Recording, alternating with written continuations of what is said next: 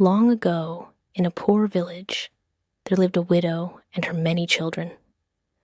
Her eldest son was a strange boy named Hasanak. Hasanak was not evil, but trouble followed him everywhere. One day, his mother took him to a cloth merchant and begged the man, "Please take my son as your apprentice. At least let him earn his bread." The merchant agreed. That night, after the shop closed, Hasanak asked, "Master, may I sleep inside the shop tonight?" The merchant shrugged. "Very well. But first, what's your name?" Hasanak grinned. "My name is Cut and Throw Away." The merchant laughed and went home. The next morning he returned and shouted, "Cut and Throw Away, open the door." "Coming, master," Hasanak replied.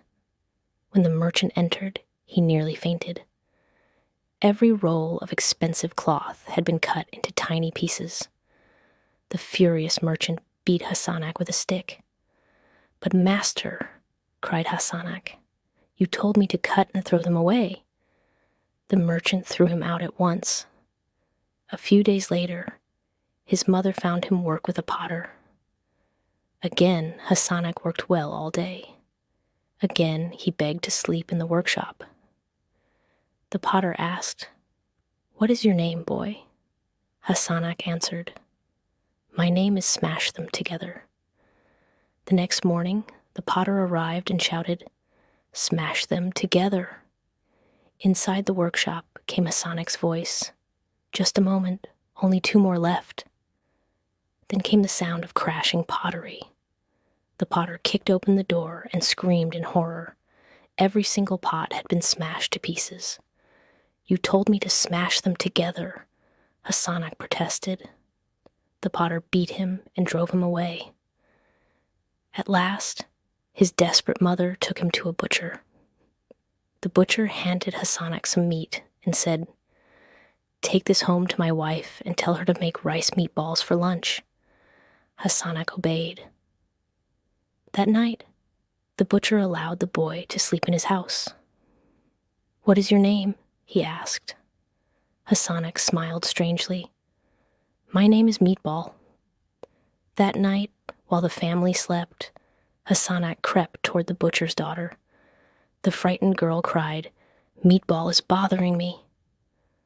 But her parents, half asleep, thought she meant the lunch had upset her stomach. "Go back to sleep," they muttered. By morning, disaster had struck. The butcher dragged Hasanak before the town judge. The judge declared, "This boy must leave the city forever." Heartbroken, Hasanak's mother gave him a piece of barley bread.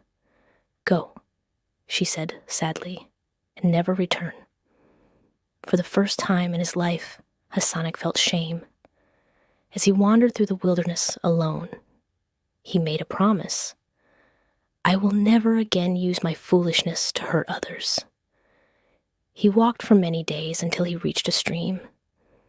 As he softened his hard bread in the water, he noticed something floating downstream. A red flower. Its fragrance was unlike anything he had ever known. Curious, Hasanak followed the stream upstream. Again and again, more red flowers drifted past him. At last, he reached a hidden garden unlike any place on earth. He climbed a tree and hid among the branches. Suddenly, dark clouds gathered overhead. From the sky descended a terrible demon carrying a sheep beneath one arm. Hasanak froze in terror. Then he saw her. A beautiful young woman lay sleeping beside the grass. A dagger rested upon her chest. Beside her stood a small glass bottle. The demon removed the dagger and held the bottle beneath her nose. At once, the girl awoke. The demon slaughtered the sheep, roasted the meat, and ate with the girl. Afterward, the girl picked a red flower, smelled it sadly, and dropped it into the stream. Hasanak realized these were the flowers he had been following.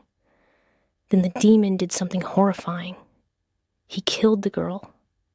He placed the dagger back upon her chest and flew away into the sky. For several moments, Hasanak could not move. Finally, he climbed down from the tree. He removed the dagger and held the glass bottle beneath the girl's nose. Instantly, she opened her eyes. She gasped when she saw him. "Who are you?" she whispered. Hasanak told her everything. The girl revealed that she was the daughter of a king. "One day," she said, "a storm came while I was walking in the royal gardens. The demon captured me and brought me here." Hasanak lowered his voice. "I can save you.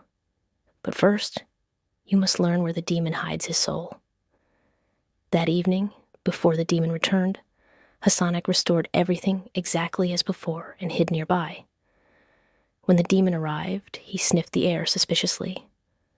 "I smell a human," he growled.